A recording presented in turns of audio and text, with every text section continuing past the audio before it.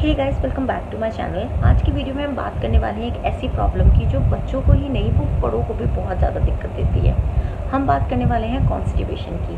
Constipation अगर बड़ों को भी हो जाए तो उनमें काफ़ी ज़्यादा उनको अनईजी फील होने लगता है। तो आप सोचिए कि अगर बच्चों को कॉन्स्टिपेशन हो जाए तो उनकी क्या हालत होती होगी। और बच्चे तो ऐसे होते हैं कि वो आपको बता भी नहीं सकते कि हमें कॉन्स्टिपेशन हुआ है। तो सबसे पहले हम बात करते हैं कि व्हाट आर द साइंस जिससे आपको लगे कि जो बच्चा है उसको कॉन्स्टिपेशन हो रखे हैं।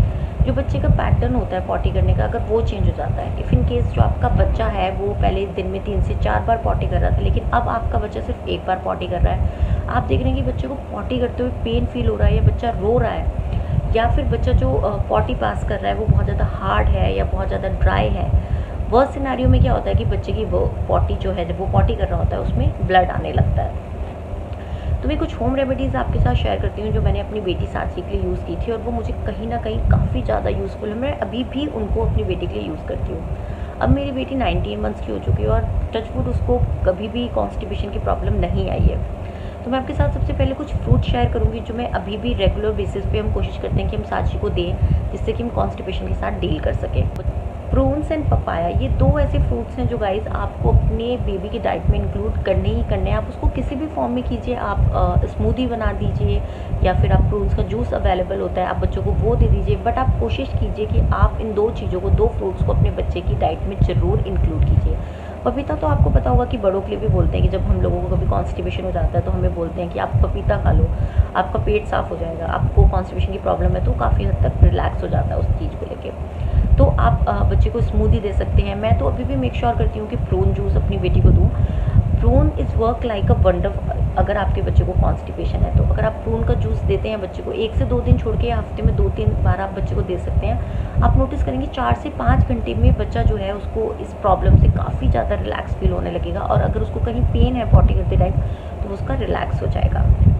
बच्चे को आपको पानी देना है ज़्यादा से ज़्यादा। जब बच्चा 6 मंथ तक ब्रेस्ट फीड पे होता है या फिर वो फॉर्मूला मिल्क भी ले रहा होता है तो उसमें पानी की मात्रा काफ़ी ज़्यादा होती है। जैसे ही वो सॉलिड पे आता है तो क्या होता है कि बच्चा पहले दूध ज़्यादा पी रहा होता था और कुछ भी वो सॉलिड नहीं लेता है।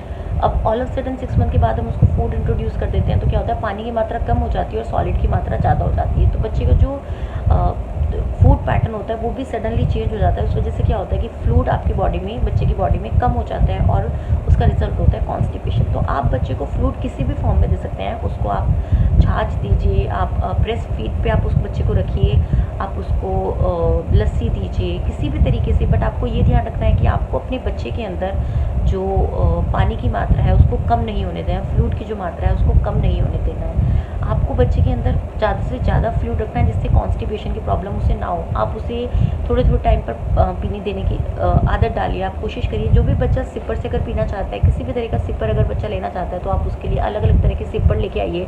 अगर आप वो चीज़ नहीं ले सकते, मतलब अलग अलग तरह के सिपर आप नहीं लेना चाहते हैं, तो आप बच्चे को ग्लास से या फिर कांच के ग्लास से पीने की कोशिश, पिलाने की कोशिश कीजिए पानी को। लेकिन आप इस चीज़ का ध्यान रखिए कि बच्चे को फ्लूइड की कमी बिल्कुल नहीं होनी चाहिए। बच्चे में जैसे ही पानी की कमी होती है तो बच्चे को कॉन्स्टिपेशन होने लगता है और उसको ड्राई स्टूल पास होने लगता है। आप बच्चे को निमाए पानी से नहलाइए इस ड्यूरेशन में। अगर आपको ऐसा लगता है कि बच्चे को कॉन्स्टिपेशन हो रखा है तो आप कोशिश कीजिए कि बच्चे को बहुत ही गुनगुने पानी में नहलाएं, और नहलाते टाइम नेवल से नीचे का जो पोर्शन है आप उस पर मसाज भी कीजिए गुनगुने पानी से।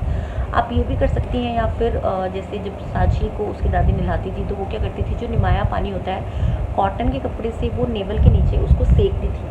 सेकने से क्या होता है, वो बोलते थे कि अगर बच्चे को कुछ गैस वगैरह हो रही है, किसी भी तरह की गैस वगैरह फंस रखी है तो वो बच्चे की रिलीज़ हो जाएगी। तो रेगुलर बेसिस पे वो ये चीज़ करती थी। वो क्या करती थी, जब उसको नहलाती थी, जब साक्षी को, जब वो छोटी थी, तो वो कॉटन का कपड़ा लेती थी, उसको अच्छी तरह से डिप करती थी निमाए पानी में, और नेवल का जो नीचे का पार्ट होता है उस पर वो उसको ऐसे ऐसे करके रब करती थी या छप छप करती थी।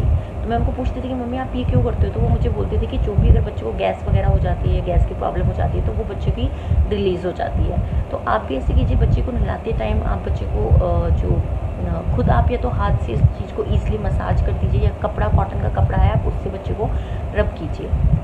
मसाज एक ऐसी चीज़ है जो बच्चों को हर चीज़ के लिए हेल्प करता है, वेट गेन हो या फिर बच्चों को एक्टिव रखने के लिए। तो ये बहुत ज़रूरी है। अगर आपके बच्चे में कॉन्स्टिपेशन की प्रॉब्लम चल रही है तो आप बच्चे को मसाज दें। आप एक उसको नहाने से पहले मसाज दे सकती हैं, या फिर जब बच्चा सोने जा रहा है तो आप उसको नेवल के जो नीचे का पार्ट है उसको क्लॉकवाइज डायरेक्शन में आप उसको मसाज करिए। कोई भी गैस वगैरह होगी तो वो फाट के थ्रू रिलीज़ हो जाएगी। या फिर बच्चा बर्प करता है उसके थ्रू रिलीज़ हो जाएगी। तो इस चीज़ का आपको ध्यान रखना है कि जो मसाज है वो आपको रेगुलर करनी है, जिससे बच्चे में कॉन्स्टिपेशन की प्रॉब्लम आए ना। अगर आप उसको रेगुलर रखेंगे तो बच्चे में कॉन्स्टिपेशन की प्रॉब्लम आएगी ही नहीं। तो आप इस चीज़ का ध्यान रखिए कि बच्चे को अच्छे से मसाज करिए उस ड्यूरेशन में, और बिल्कुल भी मिस मत कीजिए मसाज को, क्योंकि मसाज करने से आपको कॉन्स्टिपेशन ही नहीं, काफ़ी और प्रॉब्लम्स के साथ में भी ईजी में हो जाता है। तो रेमेडीज़ को अपने बेबी के साथ ज़रूर ट्राई कीजिए।